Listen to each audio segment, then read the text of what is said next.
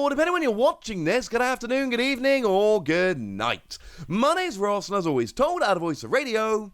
So today, we need to take a little bit of a look at Pokemon GO. That's right, ladies and gentlemen.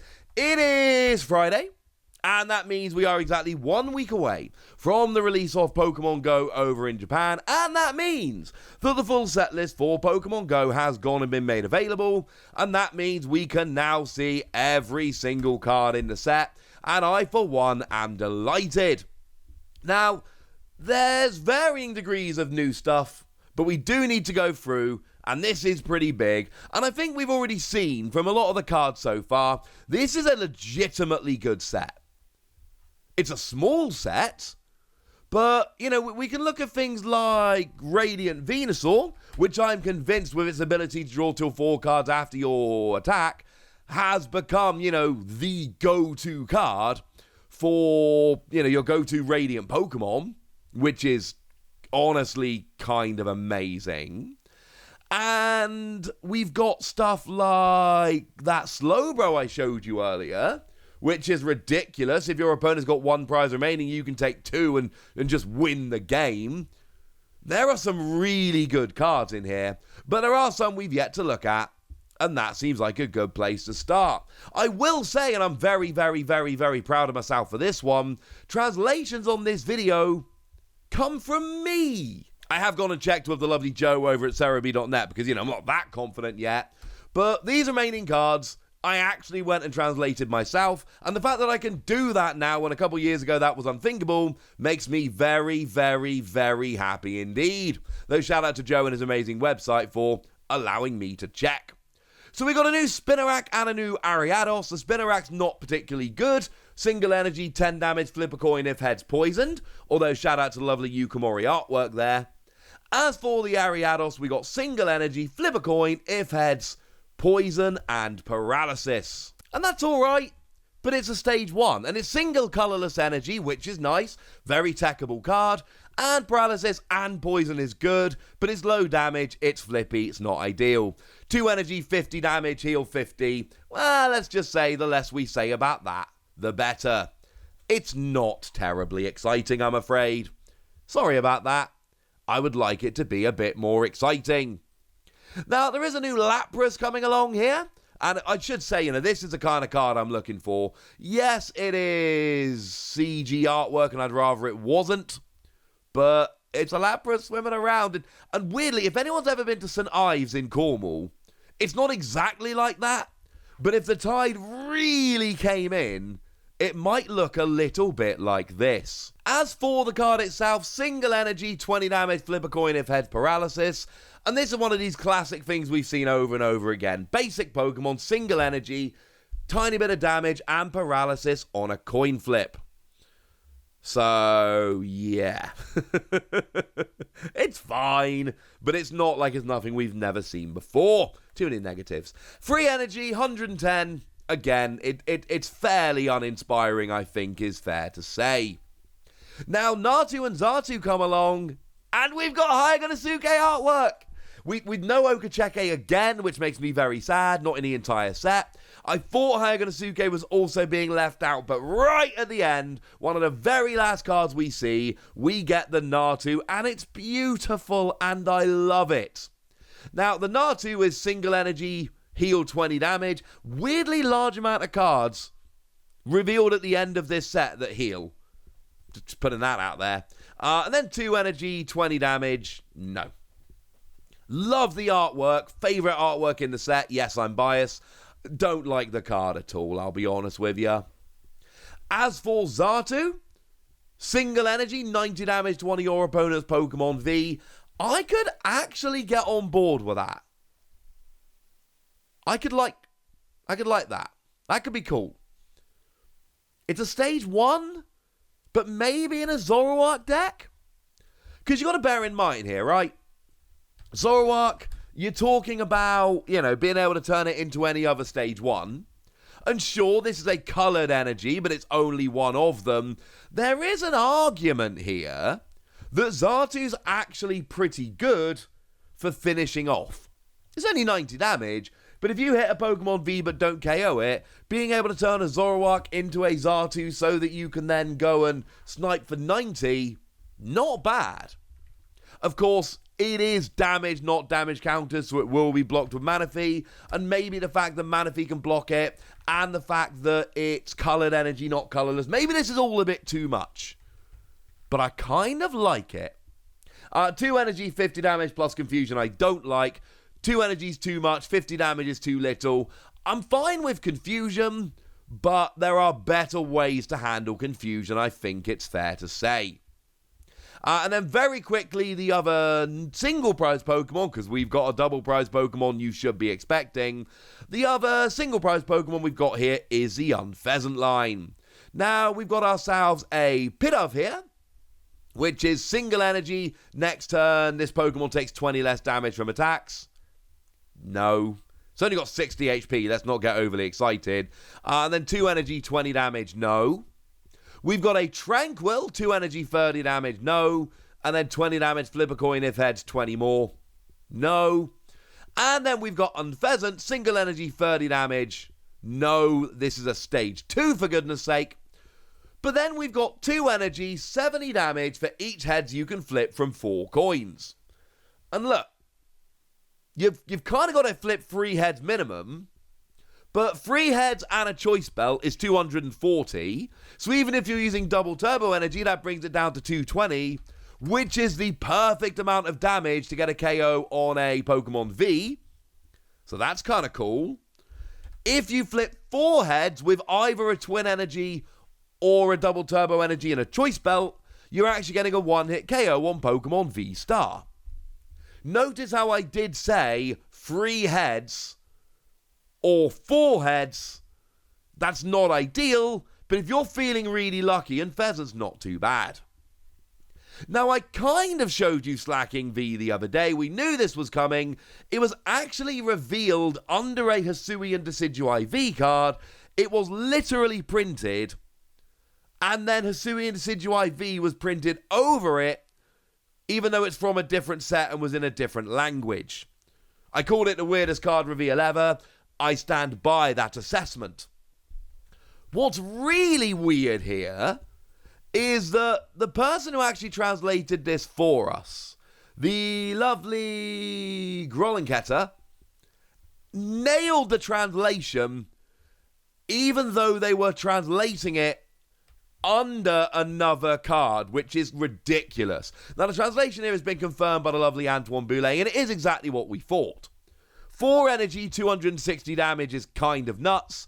If you had a choice bout, it's a Pokemon V that can casually one-hit KO any Pokemon V Star. That is ridiculous. You need energy acceleration, and it's probably going to be Arceus again here. It doesn't have to be, but that's probably the best way to do it. But Pokemon V that can one-hit KO any Pokemon V Star, yeah. And it's got a weakness which is easily exploitable by something like Galarian Zapdos, because they will get a one-hit KO for a single energy, as long as you've got 3 Pokemon V out. But remember, Dunsparces are things that will take away your weakness. And the ability is exactly what we thought. If you have 6, 4, or 2 prizes remaining, this Pokemon can't attack. And that should be pretty devastating, but do remember that, as I told you in the previous video when we looked at this, Path to the Peak is a thing. And you can essentially play Path to the Peak to turn off your own ability. Now, it's awkward because if you play this too early, then your own Arceus can't use its V-Star power. And any other Rulebox Pokemon you've got can't use their abilities. It's kind of annoying. You know, if you really wanted to use Radiant Greninja, well, you can't. Because Radiant Greninja, Radiant Pokemon are Rulebox Pokemon. So that means that Path to the Peak will turn off Radiant Greninja's ability, or indeed, Radiant Venusaur's ability, and that's actually super annoying. But you can turn this ability off if you need to. I stand by the fact that, because this can KO V-Star Pokemon, it's potentially really, really good. Also, I told you it would probably have 230 HP, and it does, so I'm feeling very proud about that.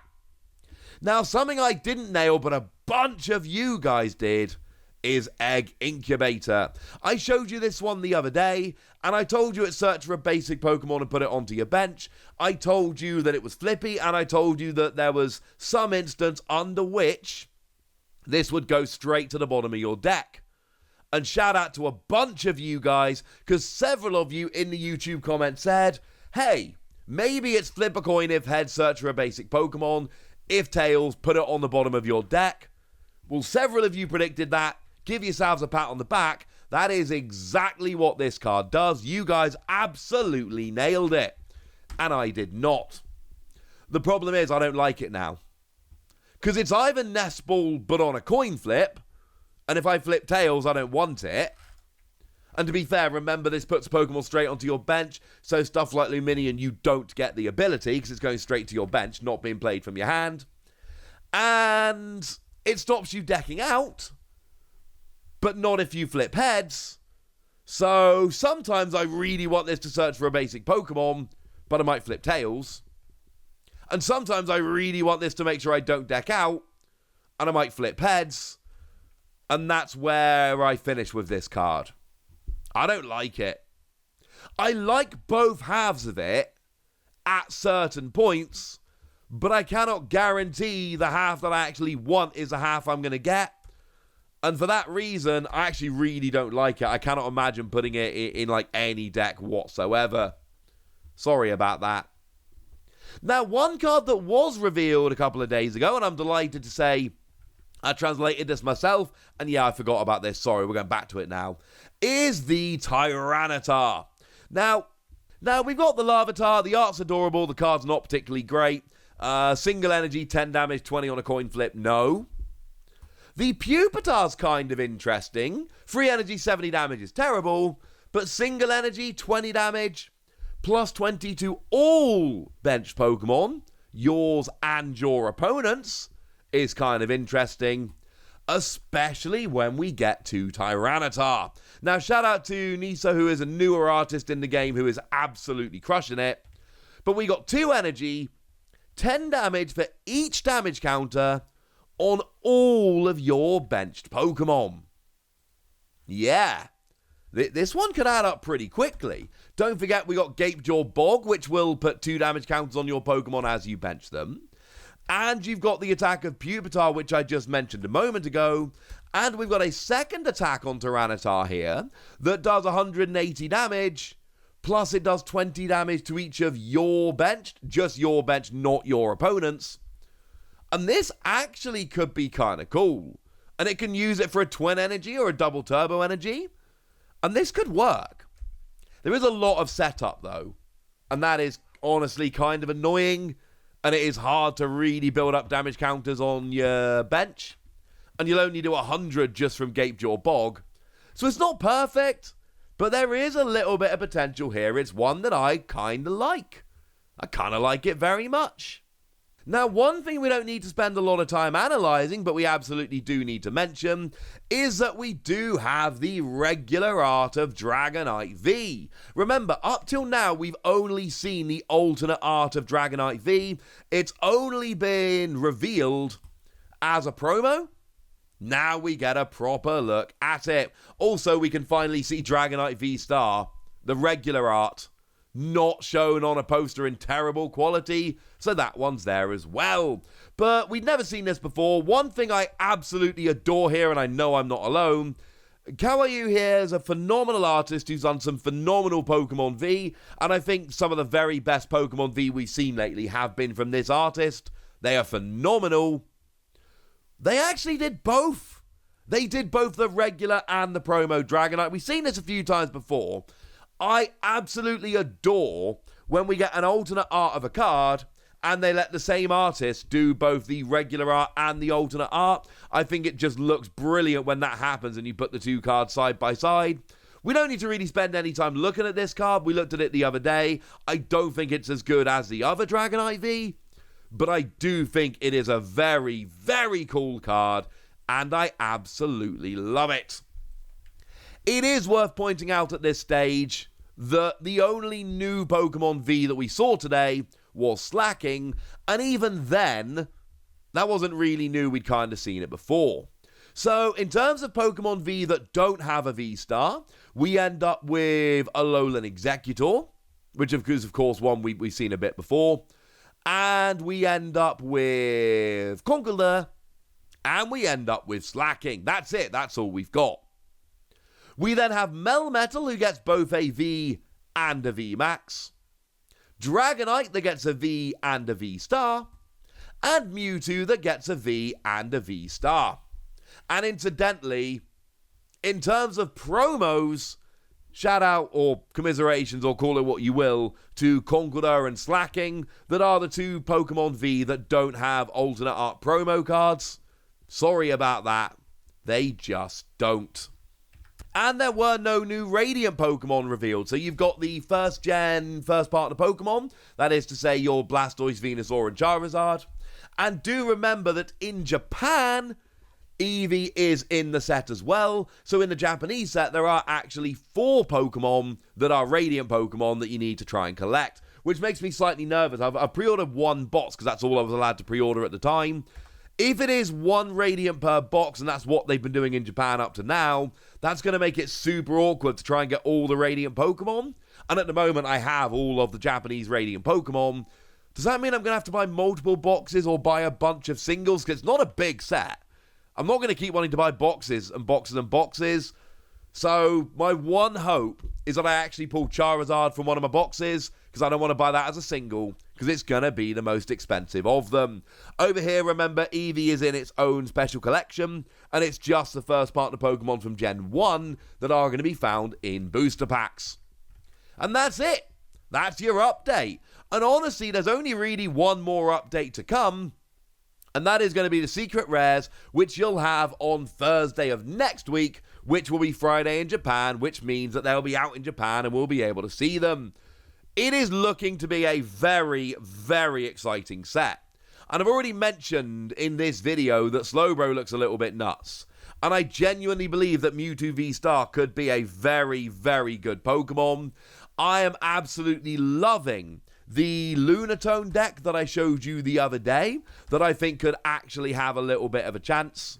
I think the Ditto is a very, very interesting card. I think Magikarp could potentially be a really fun little rogue deck as well, and I could keep going. This is not your classic tiny set, because it is a very small set, full of bad cards.